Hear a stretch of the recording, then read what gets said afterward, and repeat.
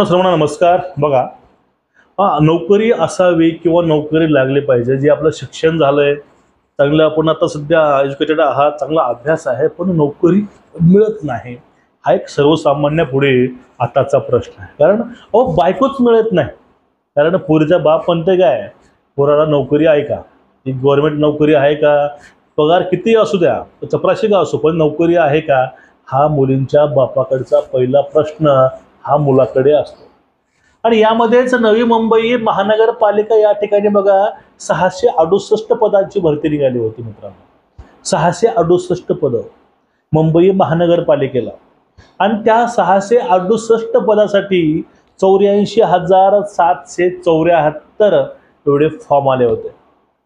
म्हणजे एकूणच एका पदासाठी 127 अर्ज याप्रमाणे तिथं अर्ज आले होते, ते पण 668 पदाकरता।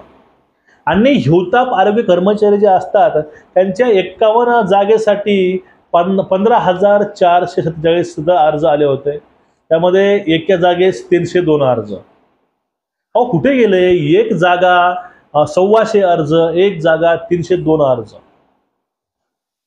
तुम्हाला गोष्ट कळते का या ठिकाणी? तुम्हाला मला सांगायचंय काय की वरचेवर वर्षानुवर्ष प्रत्येक टर्मला मित्रांनो कॉम्पिटिशन हे भरपूर वाढत आहे। आजच्या 10 वर्षापूर्वी एवढी स्पर्धा नव्हती।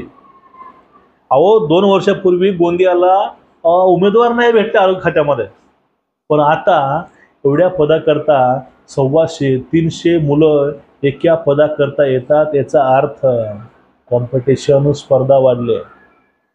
आता मला इशारा कोणाला बघा, ज्या मुलांना मागच्या भरतीमध्ये 1-2 मार्क कमी पडले होते त्या मुलांकरता आहे। कुणी डिमोटिवेट अजिबात व्हायचं नाही। तुम्हाला डिमोटिवेट करावं, तुम्हाला काही चुकीचं सांगावं यासाठी हा व्हिडिओ आणला नाही। तुम्हाला गोष्टी कळल्या पाहिजे मित्रांनो, कारण वेळ असल्यानंतर गोष्टी कळल्या पाहिजे। जर एक वेळेस वेळ निघून गेला तर ह्या गोष्टी समजल्या तर आयुष्यामध्ये पुढे खूप अंधकारमय जीवन आपलं जाऊ शकतं। कारण एक चूक आणि एक निर्णय हे माणसाचं आयुष्य नक्कीच बदलतात, ह्या मताचा मी आहे।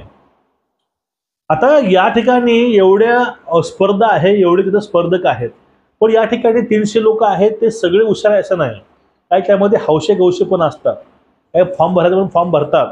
काही जणांना वाटतं की दगड मारून बघू, लागला आपलाच आहे ना, ह्याला सोडून द्या विषय, असे असतात। पण हे काही असो, पण या ठिकाणी सत्य गोष्ट एक आहे, ती सत्यता म्हणजे एका जागेला 250-300 लोक येत आहेत, ही रियालिटी आहे। आता विषय येतो पोलीस भरतीचा, आरोग्य भरतीचा। आता ह्या भरतीमध्ये पण सेमच परिस्थिती आहे। पोलीस भरती म्हणलं टोटली 18-19 लाख फॉर्म पडतात। 18 लाख फॉर्म फक्त 10,000 परीकरता पडत असतील तर बघा स्पर्धा किती जाम आहे। मग या स्पर्धेच्या वेळेस तुम्हाला असं शांत बसून जमणार आहे का? तुम्ही म्हणताय तर भरती होईल तर प्रयत्न करू, ज्यावेळेस निघेल त्यावेळेस ट्राय करू। आता आपण मागे मला फक्त 1 मार्क कमी पडला होता, आता इजी मारतो, किंवा मागच्या वेळेस माझं ग्राउंड थोडं कमी होतं, आता ग्राउंड मस्त चाललंय। म्हणजे आपली परीक्षा आपणच घ्यायची, शिक्षक पण आपणच आणि विद्यार्थी पण आपणच।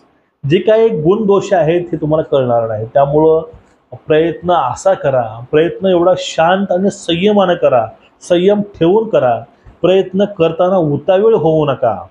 तुमचं यश जेवढा तुम्ही प्रयत्न उतावीळ शांत होऊन करणार आहात, तेवढं तुमचं यश हे धिंगाणा घालत येणार आहे मित्रांनो। ध्यान ठेवा एवढी गोष्ट काय म्हणते। त्यामुळं स्पर्धा वाढली आहे, कुठली गोष्ट लाईटली घेऊ नका। वर्ष, वेळ, सेकंद सुद्धा मित्रांनो माघारी परत येत नाही। प्रत्येक मिनिटाचं व्हॅल्यू तेवढंच आहे। त्यामुळं वेळ न वाया घालवता, इतरत्र गोष्टीकडे वेळ न देता, लक्ष न देता प्रयत्नाला लागा। तुम्ही कुठलीही भरती तयारी करा, फक्त पहिलं मेन गोष्ट असते म्हणजे सिलेबस अनालिसिस करूनच तयारीला लागा। असं तयारीला लागू नका, सिलेबस अनालिसिसशिवाय तुम्ही त्यामध्ये चांगलं यश मिळवू शकत नाही। सिलेबस अनालिसिसमध्ये तुम्ही एका मार्काने तुम्ही वेटीला राहू शकत नाही।